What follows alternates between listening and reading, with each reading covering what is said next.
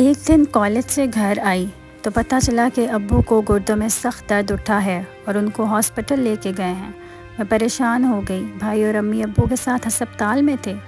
جی گھبرا رہا تھا کہ کوئی ہاسپٹل سے اچھی خبر لے کے آئے تو جی کو گھر آ رہا ہے۔ رات کو بھائی گھر آئے تو بتایا کہ ابو کا کل آپریشن ہے، ان کے لیے دعا کرو۔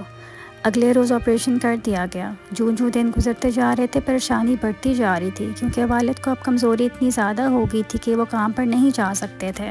والد کے بزنس میں شریک ان کے پارٹنر کا نام پرویز تھا، وہی اب اکیلے کاروبار سنبھال رہے تھے۔ وہ روز شام کو ابو کی خیریت معلوم کرنے کے لیے آتے اور ابو کو 2-4 باتیں تسلی کی کر کے چلے جاتے۔ ہر ماہ ایک معقول رقم بھی ابا کے ہاتھ میں رکھ جاتے، جس سے ہمارے مہینے کا خرچہ چل رہا تھا۔ وہ بظاہر تو اچھے انسان معلوم ہوتے تھے، لیکن ایک روز انہوں نے کاروبار میں ایسا گھپلا والد صاحب کو بتایا کہ کاروبار میں سراسر نقصان ہو گیا ہے۔ والد صاحب تو پہلے ہی بیمار انسان تھے، وہ اتنا نقصان برداشت نہیں کر سکتے تھے۔ اس پر آپریشن اور بیماری کا خرچہ بھی بہت ہو گیا تھا۔ پرویز صاحب نے کچھ دنوں بعد ابا سے کہا کہ کاروبار میں بہت زیادہ نقصان ہو گیا ہے، آدھا سرمایہ آپ کو فراہم کرنا ہوگا، ورنہ سمجھ لیجئے کاروبار ٹھپ ہے۔ ابو نے کہا، پرویز تم میری حالات جانتے تو ہو، میں تو خود بستر پر پڑا ہوں، اتنے پیسے فلفور فراہم کرنے سے میں قاصر ہوں، میرا تو ذریعہ روزگار بھی اور کوئی نہیں ہے، میں کنبے کی کفالت کیسے کر پاؤں گا؟ تم ہی میری طرف سے کچھ پیسوں کا انتظام کر لو، کاروبار کو چلتے رہنا چاہیے، بزنس میں نفع نقصان تو ہوتا رہتا ہے، اللہ تعالیٰ کا کرم ہو جائے گا، گھاٹا بھی بالآخر پورا کر لیں گے، بس مجھے کچھ دن کی مہلت دے دو، انشاءاللہ صحت یاب ہوتے ہی پھر سے تمہارا بازو بن جاؤں گا۔ ہمارا کنبہ کافی بڑا تھا اور والد ہی واحد کفیل تھے، بہن بھائی مجھ سے بھی چھوٹے تھے اور میں ابھی FA میں تھی۔ پرویز صاحب کی خوشامد کرنا ہماری مجبوری بن گئی تھی، لہٰذا جب بھی وہ آتے تو مجھ سے چائے بنوانے کی فرمائش کرتے، کبھی کہتے کہ آج تمہارے ہاتھ کا کھانا کھانے کو جی چاہ رہا ہے، تمہارے ہاتھ میں بہت ذائقہ ہے، کبھی کہتے آج اچھی سی چائے پلا دو، اور میں ان کی ہر فرمائش پر جی انکل ابھی بنا کے لائی بس یہی کہتی تھی۔ گرچہ ان کی کوئی اولاد نہ تھی، لیکن اگر ہوتی تو میری جتنی بیٹی ضرور ہوتی۔ پرویز انکل ہر ماہ ایک معقول رقم ہم کو عنایت کرتے، کیونکہ ان کے کاروبار میں ہمارا بھی حق تھا، لہٰذا ہمیں ان سے خرچہ لیتے ہوئے کوئی شرم محسوس نہ ہوتی تھی۔ البتہ ان کی نت نئی فرمائش، کبھی کھانے کی کبھی چائے کی، اس چیز سے مجھے الجھن ہوتی تھی۔ ایک دن تنگ آ کر اماں سے میں نے اپنی کوفت کا ظاہر کیا۔ میں بولی، یہ کیا مصیبت ہے اماں، یہ ہمارے گھر کھانا کھانے آتے ہیں یا ابا سے ملنے آتے ہیں؟ اماں بولی، کیا کریں بیٹا، یہ انسان ہماری مجبوری بن گیا ہے، اگر یہ مہینے کا خرچ نہ دے تو ہمارے گھر میں فاقے پڑ جائیں۔ ویسے بھی یہ بیچارے پرویز صاحب بھی گھر کے کھانوں کو ترسے ہوئے ہیں، ان کی بیگم کو گزرے کتنے برس گزر گئے، اس لیے وہ یہاں آ کر اپنی فرمائش کا اظہار کر دیتے ہیں۔ اصل میں ایک قصہ یہ تھا کہ پرویز انکل گھر میں اکیلے رہتے تھے۔ 1-2 ملازم تھے جو ان کے گھر کے کام کرتے تھے۔ وہ تو کب سے دوسری شادی کرنا چاہتے تھے، لیکن کاروبار کی وجہ سے اس بارے میں ٹھیک سے سوچ نہ سکے۔ اب جب کہ ان کے دماغ میں فطور آ گیا تھا تو وہ اپنی شادی کا سوچ رہے تھے۔ انہوں نے 1-2 بار میری اماں سے اشاروں میں گھر بسانے کا تذکرہ بھی کیا، تو وہ یہی سمجھی کہ پرویز انکل اس نیک کام میں نیک نیتی سے ان کی مدد چاہتے ہیں، تاکہ وہ کسی اچھی خاتون سے ان کا رشتہ کروا دیں اور ان کا کسی شریف خاندان سے ناطہ جڑ جائے۔ والدہ کے تو وہم و گمان میں بھی نہیں تھا کہ پرویز انکل ہم پر یہ عنایتیں ایسے ہی نہیں کر رہے، بلکہ ان کے دماغ میں فطور آ گیا تھا۔ بالآخر انہوں نے موقع دیکھ کر والدہ سے اپنا مدعا بیان کیا کہ اگر وہ میرا ہاتھ ان کے ہاتھ میں دے دیں گی تو وہ ہمارے گھر کی سب پریشانیاں اپنے دامن میں سمیٹ لیں گے۔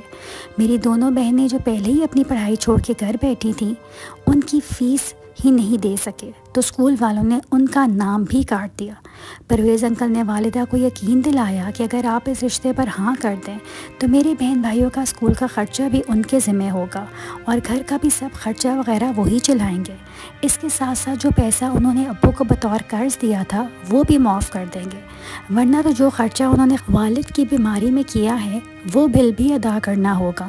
امی جان نے بہت عاجزی سے اصرار کیا کہ تھوڑی سی مہلت دے دیجیے، میرے شوہر کو ٹھیک ہونے دیں، آپ کی پوری رقم ادا کر دیں گے۔ خیر اس ٹائم تو پرویز صاحب چپ کر کے چلے گئے، لیکن میرے ابا کی حالت تو سنبھل ہی نہ رہی تھی۔ کچھ عرصے کے بعد میرے والد میں کینسر کی تشخیص ہو گئی، ڈاکٹر نے بھی جواب دے دیا، اب تو وہ بالکل ہی بستر کے ساتھ لگ گئے۔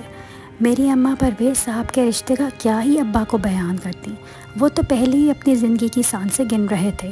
یہ بات سن کر وہ وقت سے پہلے ہی زندگی کی بازی ہار جاتے۔ آخری دنوں میں میرے والد کو اللہ نے صدمے سے بچانا تھا، سو وہ پرویز صاحب کے اس رشتے کے مطالبے کو سننے سے پہلے ہی چل بسے۔ میں نے شکر کیا کہ میرے ابا کو اس بات کا پتہ نہ چلا، ورنہ شاید قبر میں بھی ان کے آنسو خشک نہ ہوتے۔ والد صاحب کی قبر کی مٹی بھی خشک نہ ہوئی تھی کہ پرویز صاحب نے امی کو یاد دلایا کہ آپ نے چند روز کی مہلت مانگی تھی، وہ میں نے دے دی۔ جانے والا بھی چلا گیا، اب تو آپ اس گھر کی سربراہ ہیں، تمام فیصلے اب آپ نے ہی کرنے ہیں، تو میری عرض کے جواب میں کیا سوچا ہے وہ ارشاد کیجئے، ورنہ میں پھر حساب کتاب کا کھاتا آپ کے سپرد کرتا ہوں۔ چاہے تو مکان فروخت کر کے میرا قرضہ ادا کیجئے یا پھر جو بھی صورت ہو مجھے عطا کیجئے۔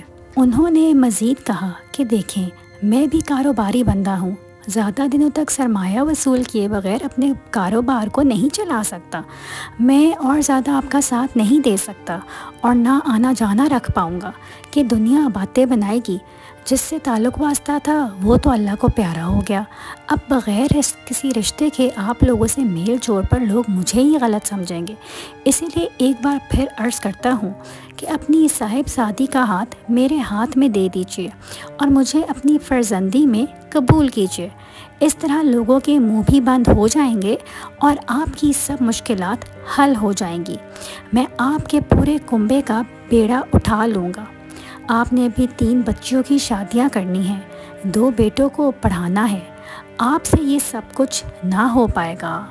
پرویز صاحب کی طویل تقریر سے میری اماں کا سر چکرا گیا، ان کی آنکھوں سے آنسو رواں تھے۔ میں ساتھ والے کمرے سے کان لگائے سب سن رہی تھی، تب میں نے ہمت کی اور سامنے آ گئی۔ میں بولی، پرویز صاحب، پہلے میں آپ کو چچا اور انکل کہتی تھی، لیکن اب آپ کے پاکیزہ اور مبارک خیالات معلوم ہو جانے کے بعد پچھلے رشتوں کو خیر آباد کرتے ہوئے آپ کی پیشکش کو قبول کرتی ہوں۔ میری اماں ابھی عدت میں ہیں، یہ مدت گزر جانے دیجیے، اس کے بعد آپ مٹھائی اور چند گواہ لے کر آ جائیے گا، نکاح کر کے میں آپ کے ساتھ رخصت ہو کر جاؤں گی۔ میری امی نے بھوکھلا کے میری جانب دیکھا اور پرویز صاحب خوشی خوشی گھر سے چلے گئے۔ یہ تم نے کیا کر دیا میری بچی؟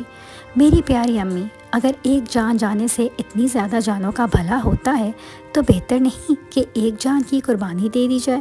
قربانی بھی تو اپنے ہی اپنوں کے لیے دیتے ہیں نا، ذرا سوچیں، میں نے تو ابھی FA پاس کیا ہے، باقی سب بچے مجھ سے بھی چھوٹے ہیں، یہ تو ہمارا مکان بھی بھگوا دیں گے اور ان کا قرضہ پھر بھی ہم چکا نہیں پائیں گے، ہم اپنی چھت تو بچا لیں، یہ مکان بک گیا تو ہم باقی بہن بھائیوں کو بھی لے کے کہاں جائیں گے؟ کیا ہم سڑک پر جا کے بیٹھ جائیں گے؟ وہاں بھی بھیڑیے ہمیں نہیں چھوڑیں گے۔ خیر، کسی طرح میں نے اماں کو سمجھا بجھا کے چپ کروایا، وہ رفتہ رفتہ راضی ہوئیں، لیکن جب بھی میری صورت دیکھتی اور پھر پرویز صاحب کو دیکھتی تو ان کا دل خون کے آنسو روتا۔ میں نے اپنے ارمانوں کا گلا دبایا اور خواہشوں کو موت کی گہری نیند سلا کر پرویز صاحب سے شادی کر لی۔ ہر کسی نے میری اماں کو لتارا مگر وہ خاموش رہیں۔ یہ بات تو میں بھی جانتی تھی اور اماں بھی کہ جو رشتہ دار ہمیں جوتے مارنے آ رہے ہیں در حقیقت وہ ہمارے برے ٹائم میں ہمارے کام آنے والے نہیں تھے، وہ صرف باتیں ہی بنانے والے لوگ تھے۔ میں اپنے گھر کی مجبوریاں سمجھتی تھی، بہن بھائیوں کے مستقبل کے لیے وقت کے ظلم کے آگے میں نے اپنا سر جھکا لیا۔ بے شک پرویز نے گھر میں ہر طرف میرے سکھ کے گلاب بچھا دیے، مگر جب دل ہی مرجھایا ہوا ہو تو پھول بھی کانٹے کی طرح چبھتے ہیں۔ پھر بھی ان کانٹوں کو میں نے اپنی آنکھوں سے لگا لیا، کیونکہ پرویز نے بھی جو اماں سے وعدہ کیا تھا اس کو پورا کیا۔ میرے بہن بھائیوں کو تعلیم دلوائی، ان کی شادیاں کی، میرے بھائیوں کو اچھی نوکریوں پر لگوایا، میری اماں کا سب خرچہ پرویز نے اٹھایا۔ وہ عمر میں مجھ سے کہیں زیادہ صحیح لیکن برے آدمی ہرگز نہ تھے، انہوں نے اپنے گھر میں مجھے ہر راحت دینے کی کوشش کی۔ میں نے بھی پھر سوچ لیا کہ شادی میں محبت ہی اول شرط نہیں ہوتی، اعتبار اور احترام بھی ہوتا ہے۔ اسی طرح خود کو سمجھا دیتی تھی تو یہ سودا برا معلوم نہ ہوتا تھا۔ بے شک مجھے میرے خواب نہ ملے لیکن میرے بہن بھائیوں کو ان کی تعبیر مل گئی، والدہ کی ضعیفی بھی اچھے طریقے سے گزر گئی۔ اب تو میں پرویز کی بھی لمبی زندگی کی دعا کرتی تھی کہ ان کے ہوتے ہوئے مجھے کبھی کوئی پریشانی نہیں ہوئی، مجھے سکون قلب عطا کیا اور میرے بہن بھائیوں کو دنیا کی ٹھوکروں سے بچا لیا۔ آج پرویز اس دنیا میں نہیں لیکن میں ان کی کمی بہت محسوس کرتی ہوں۔ وہ میرے لیے اتنی دولت چھوڑ کے گئے ہیں کہ میں اپنی باقی کی زندگی سکون سے گزار سکوں۔ سچ کہتے ہیں جو مخلص ہوتا ہے اس سے اچھا ساتھی اور کوئی نہیں ہوتا۔